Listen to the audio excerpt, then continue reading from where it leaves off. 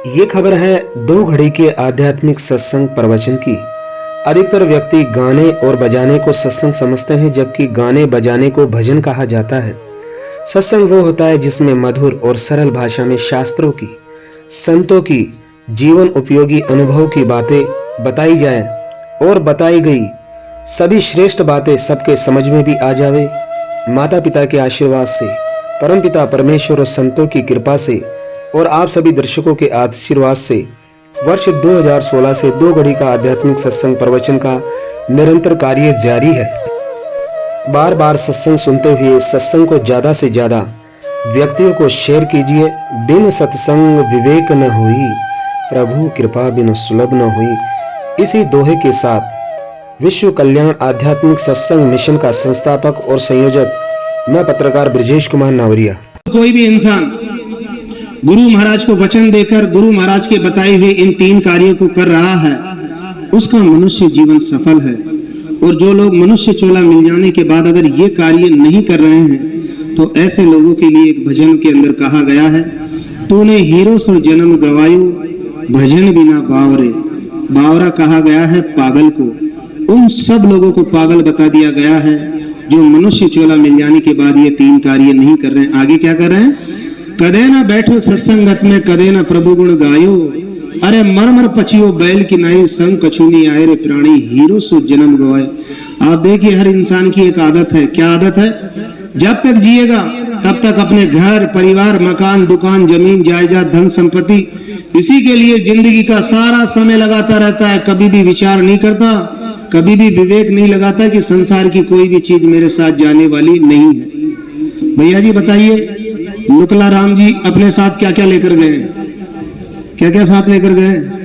ये बोल रहे हैं कुछ भी साथ नहीं लेकर गए। तो भैया जिस दिन हम जाएंगे, हम भी अपने साथ कुछ भी नहीं लेकर जाएंगे। अब एक सवाल आ रहा है कि इंसान इस धरती के ऊपर इतने वर्षों तक रहता है, तो क्या ऐसी कोई वस्तु है जो हमारे साथ जाएगी? तो भैया ध्यान से सुनिए, हमारे साथ क्या जाएगा। जो हम गुरु महाराज की बात मानकर सुबह शाम भगवान को याद करेंगे, वो राम नाम की सच्ची दौलत हमारे साथ जाएगी। उसी से हम भवसागर से पार होंगे, जन्म मरण से मुक्त होंगे, उसी से हमारी गति होगी, उसी से हमारी मुक्ति होगी।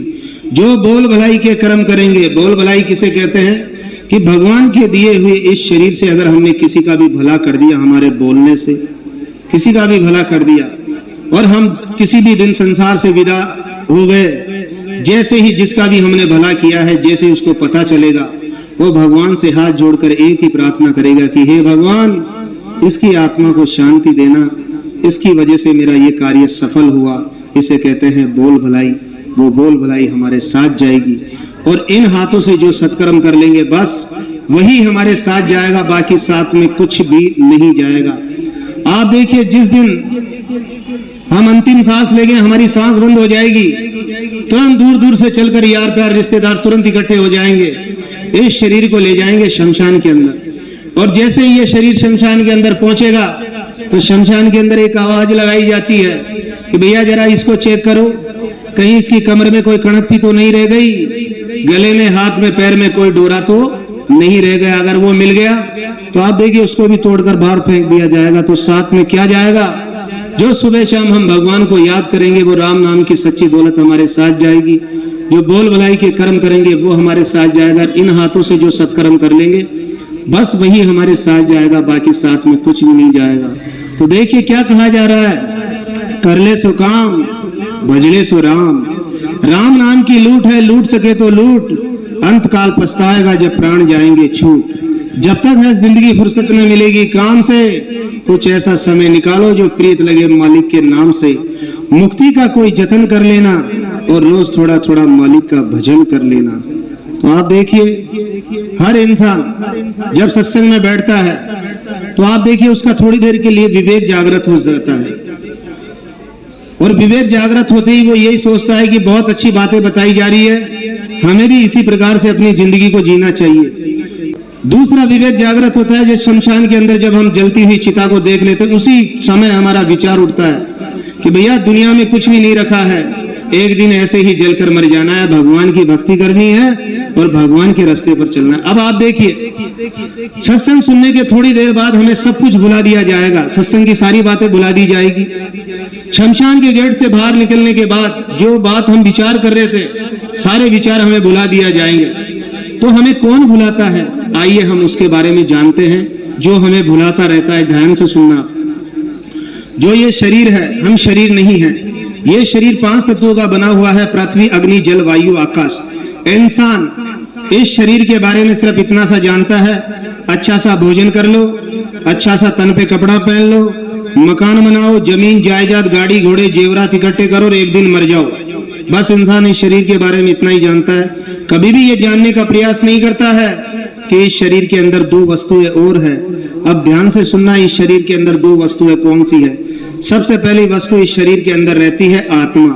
तो हम शरीर नहीं, हम इस शरीर के अंदर रहने वाली आत्मा ही हैं। चींटी से लेकर हाथी तक सबके अंदर एक जैसी आत्मा है, सबके अंदर, हम सबके अंदर, सबकी आत्मा बहुत अच्छी है, यानी कि हम सब लोग बहुत अच्छे हैं। हमारे अंदर, आत्मा के अंदर किसी भी प्रकार का न छल है, न कपट है, न बेईमानी है। इतनी अच्छी हम सबकी आत्मा है। अब एक सवाल आता है कि इस शरीर के अंदर इतनी अच्छी आत्मा है जिसके अंदर न छल है, न कपट है, न बेईमानी है। हम तो देखते हैं इस आत्मा के होते हुए आदमी छल भी कर रहा है, कपट भी कर रहा है, बेईमानी भी कर रहा है, बहुत सारे पाप कर्म कर रहा है। फिर ऐसा क्यों हो रहा है? तो भैया ध्यान से सुनना। आप इस शरीर के अंदर रहने वाली आत्मा, यानी कि हम तो बहुत अच्छे हैं, लेकिन इसी शरीर में एक और खतरनाक चीज रहती है जिसका नाम है मन। क्या नाम है? मन। जीव के संग मन काल रहाई, अज्ञानी नर जानत नाई। तेरा बेरी कोई नहीं, तेरा बेरी मन। मन ही आए काल कराला, जीव को नचाए करे बेहाला। जो अंदर बैठा हुआ मन है, ये हमारा दुश्मन है। मन की कभी भी कोई बात नहीं माननी है, मन को हमेशा काबू में रखना है। हम सबको मन को हमेशा वश में रखना है। इस मन के लिए कहा गया है, मन कामी, मन क्रोधी, मन लोभी, मन लालची, मन चंचल, मन चोर। मन के मते मत चलो मेरे भाई, मन पलक पलक पे और। इस मन के 2 ही काम है, ध्यान से सुनना। जितने भी बुराई के काम है, जितने भी पाप कर्म के कार्य है, वो ये मन हमसे करवाता है। भैया मन की कोई बात नहीं माननी है, कोई पाप कर्म का कार्य नहीं करना है, हमें सत्कर्म करना है। और जो भी सत्कर्म हमें करने हैं, हम सब जानते हैं सत्कर्म करने हैं, लेकिन उसके बावजूद ये अंदर बैठा हुआ मन हमसे मना करता है, हमें रोकता है। भैया मन की बातों में मत आओ, ये शरीर मिला ही सत्कर्म करने के लिए है। तो आप देखिए, ये मन हमारा दुश्मन है। मन की कभी भी कोई बात नहीं माननी। अब एक सवाल और आ रहा है कि भैया मन की बात न माने तो बताओ किसकी बात माने? तो कबीर साहब कह रहे हैं कि मात पिता गुरु आज्ञा माने, अपना भला इसी में जाने। अगर हम सब लोग चाहते हैं कि हमारा भला हो तो अपने माँ बाप और गुरु महाराज की बात मान ले। कभी भी कोई भी माँ बाप, कोई भी गुरु महाराज कभी भी नहीं चाहते हैं कि मेरी औलाद या मेरा शिष्य पाप कर्म का कार्य करे। भैया पाप कर्म ये मन करवाता है, इसलिए मन की कभी भी कोई बात नहीं माननी है। यहाँ हम जितने भी लोग सत्संग सुन रहे हैं, हम सब लोग ज्ञानी हैं। अब हम लोग ज्ञानी कैसे हैं? क्योंकि हम सब लोग जानते हैं क्या पाप है, क्या पुण्य है, क्या अच्छा है, क्या बुरा है, हम सब जानते हैं। जानते हुए भी अगर हम बुराई का काम कर रहे हैं, पाप कर्म का कार्य कर रहे हैं, तो भैया हम किसकी बातों में आ रहे हैं? इस मन की बातों में आ रहे हैं। तो भैया मन की बातों में नहीं आना है, मन को हमेशा वश में रखना है। अब ध्यान से सुनना, ये मन हमसे क्या क्या करवा देता है। हम सब जानते हैं सच बोलना चाहिए, उसके बावजूद ये अंदर बैठा हुआ दुश्मन मन हमसे झूठ बुलवाता है। भैया झूठ बिल्कुल भी नहीं बोलना है। सांच बराबर तप नहीं, झूठ बराबर पाप। और जाके हृदय सांच है, ताके हृदय आप। यही अंदर बैठा हुआ मन हमसे नशा करवाता है, जबकि हम सब जानते हैं किसी भी प्रकार का कोई भी नशा नहीं करना चाहिए। जाम पर जाम पीने से क्या फायदा, रात बीती सुबह उतर जाएगी। आप मालिक के नाम की प्यालियां पीजिए, आपकी सारी जिंदगी संवर जाएगी। यही अंदर बैठा हुआ मन जीभ के स्वाद के लिए जीवों को मारकर मांसाहार करवाता है। भैया मांसाहार नहीं करना है। जीव न मारो भापड़ा, सबके एक ही प्राण। हत्या कभी न छूटती, चाहे कितने पढ़ लो पुराण। यही अंदर बैठा हुआ मन हमसे चरित्रहीनता करवाता है। भैया चरित्रहीनता नहीं करनी है, चरित्रवान जीवन जीना है। पराया धन, पराई स्त्री, पराया पुरुष धूल समान समझना है। पर नारी पैनी छुरी मत न लगाओ अंग, रावण के 10 शीश गए पर नारी के संग। पर पुरुष पैनी तलवार मत न लगाओ अंग, शूर्पणखा की नाक कटी पर पुरुष के संग। ये सारी गड़बड़ मन करवाता है। भैया मन को काबू में रखना है, मन को वश में रखना है। यही अंदर बैठा हुआ मन हमसे चोरी करवाएगा, हमें चोरी नहीं करनी है। यही अंदर बैठा हुआ मन हमसे बेईमानी करवाएगा, हमें बेईमानी नहीं करनी है। मेहनत मजदूरी ईमानदारी से अपना और अपने बच्चों का पालन पोषण करना है। देख पराई चूपड़ी मतलब चावल जीव और रूखी सूखी खाकर ठंडा पानी पियो। यही अंदर बैठा हुआ मन हमसे जुआ सट्टा खिलवाएगा, भैया जुआ सट्टा बिल्कुल भी नहीं खेलना। यही अंदर बैठा हुआ मन हमसे घमंड करवाएगा। किस बात का घमंड करना? काया को बिगड़ते देर नहीं लगती, माया को जाते देर नहीं लगती। काया माया किसी भी चीज का घमंड नहीं करना। अब कोई भी इंसान मन की बातों में आकर घमंड करता है, आप देखिए भगवान को घमंड पसंद नहीं है। समय के निकलने के बाद मालिक उसका घमंड चूर चूर कर देता है। इसलिए भैया घमंड करना ही नहीं, ये घमंड मन करवाता है। मन को वश में रखना है, मन को काबू में रखना है। यही अंदर बैठा हुआ मन घर के अंदर कले कलेश करवाएगा, लड़ाई झगड़ा करवाएगा। भैया हमें हमारे घर में शांति रखनी है, शांति से अपनी जिंदगी गुजारनी है। घर में शांति रखनी है, अपने परिवार में शांति रखनी है, अपने समाज में शांति रखनी है, अपने देश में शांति रखनी है। हमारे जो बुजुर्ग लोग हैं, हमारे पूर्वज लोग हमें समझा कर गए हैं।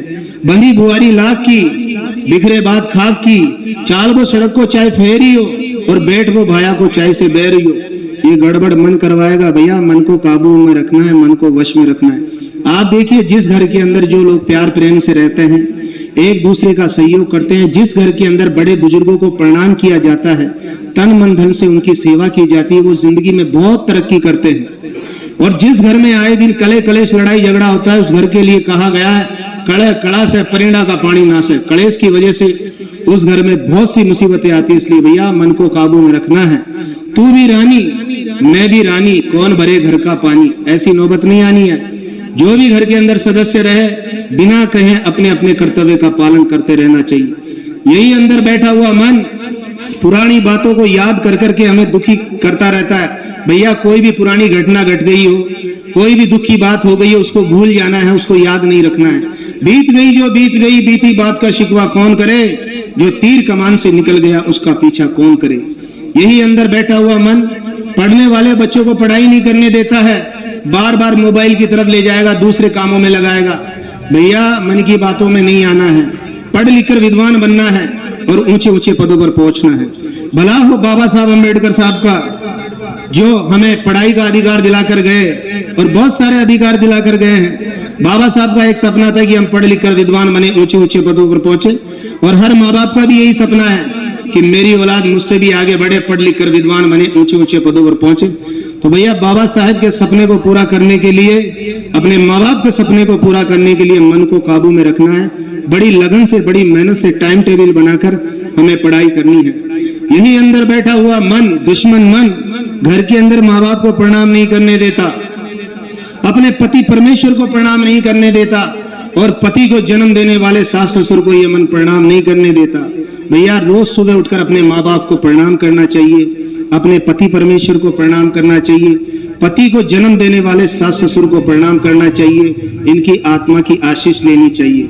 बचपन के अंदर माँ ने हमारा मल उठाया, हमारा मूत्र उठाया, बाप ने पेट काट काट कर न जाने किस तरीके से पाल पोस कर हमें बड़ा किया, हमें जवान किया। जब हम बड़े हो जाते हैं, जब हम जवान हो जाते हैं, ध्यान रखना यही दुश्मन मन माँ बाप से दूर करेगा। भैया माँ बाप से दूर नहीं होना है, जब तक माँ बाप जिए इनको प्रणाम करना है, इनकी इज्जत करनी है, तन से मन से धन से इनकी सेवा करनी है। आप देखिए जो माँ बाप बड़े लाड चाव से अपने बेटे के लिए बहू लाते हैं, वो बहू कुछ समय के लिए सही रहती है, बाद में इसी दुश्मन मन की बातों में आ जाती है और अपने सास ससुर को परेशान करना आरंभ कर देती है। ऐसा न करे, अपने माँ बाप से भी बढ़कर अपने सास ससुर को समझे। अब जो भी कोई भी इंसान मन की बातों में आकर अपने माँ बाप की आंखों में आंसू ला रहा है, अपने माँ बाप को परेशान कर रहा है, तो भैया ऐसा करना छोड़ दे, नहीं तो इसी जन्म में उसको बहुत मुसीबत उठानी पड़ेगी। जो कोई स्त्री मन की बातों में आकर अपने सास ससुर की आंखों में आंसू ला रही है, उनको किसी भी प्रकार से सता रही है, तो ऐसा करना छोड़ दे, नहीं तो इसी जन्म में उसको बड़ी तकलीफ उठानी पड़ेगी। ये सारी गड़बड़ मन करवाता है। मन को काबू में रखना है, मन को वश में रखना है। आप देखिए जब भी हम टीए की बैठक में जाएंगे, जैसे ही 1 घंटे का समय पूरा हो जाएगा, अंदर बैठा हुआ मन ये कहेगा कि किसको लेकर आया यार, इनको इशारा करो, 1 घंटे का ही तो सत्संग होता है, तुलसा जी के पत्ते वितरण करे, फूल चढ़ाए, यहाँ से जाए। अभी सबके अंदर यही चल रहा है। बहुत से लोग घड़िया भी देख रहे हैं, क्योंकि ये मन हमारा दुश्मन है। ध्यान से सुनना, जब हम पराई निंदा करते हैं, पर चर्चा करते हैं, उसमें 2 घंटे गुजरो, 4 घंटे गुजरो, तब मन कुछ भी नहीं कहेगा। पराई निंदा नहीं करनी है, पर निंदा से बचना है। जो भी लोग पराई निंदा पर चर्चा करते हैं, दूसरे के पापों का बोझ उनके सिर पे आ जाता है। इसलिए भैया पराई निंदा से बचना। और कभी भी सत्संग सुनने को मिल ले, 5 मिनट, 10 मिनट, 15 मिनट अगर लेट भी हो जाए तो भैया हमारा नुकसान नहीं होगा, हमारा भला होगा। अब सीधी सी बात यही है जो आपने अभी सत्संग सुना। जो कोई भी इंसान अपने मन को काबू में रखेगा, उसकी सारी जिंदगी सुख शांति से गुजर जाएगी। और जो इंसान मन के काबू में आ गया, तो भैया मन इस शरीर से सारे पाप कर्म करवाएगा, जिसकी वजह से जीते जी दुख पाएगा, और शरीर छोड़ने के बाद सीधा नरक में जाएगा। और नरक का दुख भोगने के बाद वापस दुख पाने के लिए इसी संसार में आ जाएगा। तो हमें मन को काबू में रखना है, मन को वश में रखना है। इसी जन्म में सत्संग और गुरु के बताए हुए नेकी ईमानदारी के रास्ते पर चलते हुए, सुबह शाम भगवान को याद करते हुए, शरीर से सत्कर्म करते हुए इसी जन्म में भव सागर से पार हो जाना है। बोले माता पिता गुरुदेव की। आप सभी को बहुत बहुत धन्यवाद जो आपने इतना धैर्य से, लगन से ये सत्संग सुना। आपको धन्यवाद, आपके माता पिता को धन्यवाद, आपके कुल और गोत्र को धन्यवाद। अब एक छोटी सी बात रह गई, उसको भी ध्यान से ही सुन लेना। कभी भी किसी भी दवा को देखने से कोई बीमारी नहीं जाती है। बीमारी कब जाती है? जब हम उस दवा को ले लेते हैं। उसी प्रकार से कोई भी इंसान कितना भी सत्संग सुनता रहे, सत्संग सुनने से उसको कोई लाभ नहीं मिलता है। सत्संग का लाभ जब मिलता है, जब सत्संग की सुनी हुई बातों को अपने जीवन में अपना लेते। तो मेरा आप सभी लोगों से हाथ जोड़ के निवेदन है, जो आपने यहाँ सत्संग सुना है, सत्संग की बातों को अपने जीवन में अपनाकर सुख शांति से जिंदगी गुजारते हुए भव सागर से पार हो जाना है। बोले माता पिता गुरुदेव की। भैया 2 जने आ जाओ, एक जना तुलसा जी के पत्ते वितरण कर दो, एक जना तिलक लगा दो। अब हम सब लोग भगवान को याद करेंगे। आप सब लोगों को मेरे साथ साथ जरूर बोलना है। अब आप देखिए, अंदर बैठा हुआ मन ये कहेगा, अरे इन्हीं को बोलने दो, पंडित जी को, हमें तो नहीं बोलना है। लेकिन आप मन की बातों में मत आना, आप मेरे साथ साथ जरूर बोलेंगे। नारायण श्रीमन नारायण, श्रीमन नारायण, नारायण नारायण। भैया 2 महिलाओं में से उठा लो, 4 किया मैंने, है ना। 2 उधर दे दो किसी को, 2 तुम इधर लग जाओ, 2 तुम इधर। नारायण श्रीमन नारायण, श्रीमन नारायण, नारायण नारायण, नारायण श्रीमन नारायण, श्रीमन नारायण, नारायण नारायण। हरि ओम, हरि ओम, हरि ओम। बिल्ली लगानी। हरि ओम, हरि ओम, हरि ओम, हरि ओम, हरि ओम। नारायण श्रीमन नारायण, श्रीमन नारायण, नारायण नारायण, नारायण श्रीमन नारायण, श्रीमन नारायण, नारायण नारायण। हरि ओम, हरि ओम, हरि ओम, हरि ओम, हरि ओम, हरि ओम, हरि ओम, हरि ओम। नारायण श्रीमन नारायण, श्रीमन नारायण, नारायण नारायण, नारायण श्रीमन नारायण, श्रीमन नारायण, नारायण नारायण। हरि ओम, हरि ओम, हरि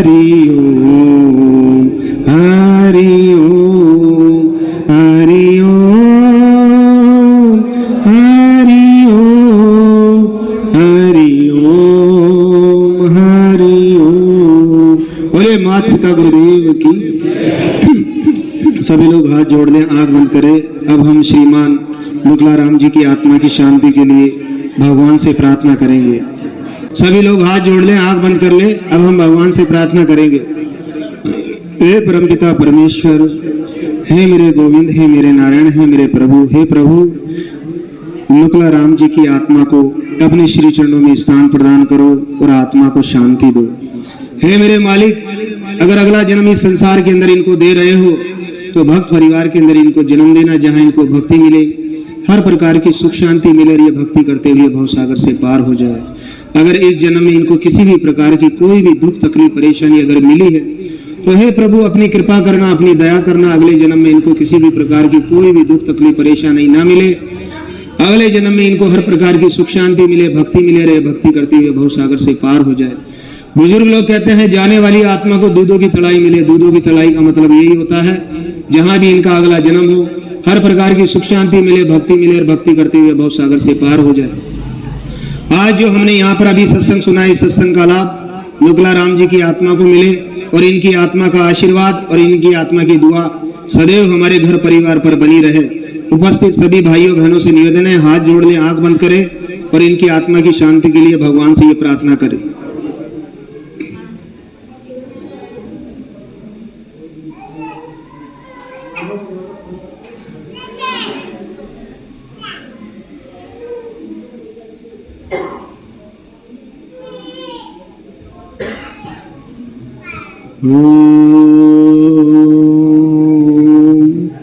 त्र्यंबकं यजामहे सुगंधिं पुष्टिवर्धनम् उर्वारुकमिव बन्धना मृत्युर्मुक्षीयमामृता।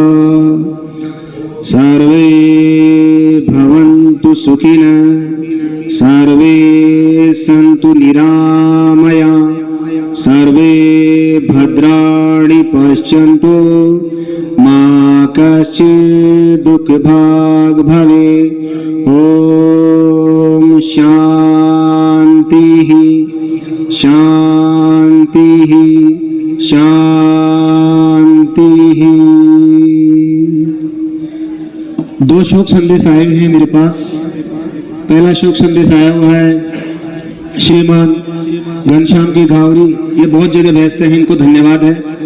दूसरा जो शोक संदेश आया है जन सेवा कल्याण संस्थान चोमू से आया हुआ है, जिसके अध्यक्ष है श्रीमान किशोर जी जामुलपुरिया। परम सम्मानीय श्रीमान नंद किशोर जी, गुलाब जी, राम प्रसाद जी, रमेश जी, राम किशोर जी एवं समस्त टोपिया परिवारजन, हम सबको ये जानकर अत्यंत दुख हुआ कि आपके पूजनीय पिताजी श्रीमान मुगला राम जी टोपिया पूर्व पार्षद का स्वर्गवास हो गया है। हम सब परम पिता परमेश्वर से प्रार्थना करते हैं कि दिवंगत आत्मा को मोक्ष व शांति प्राप्त हो।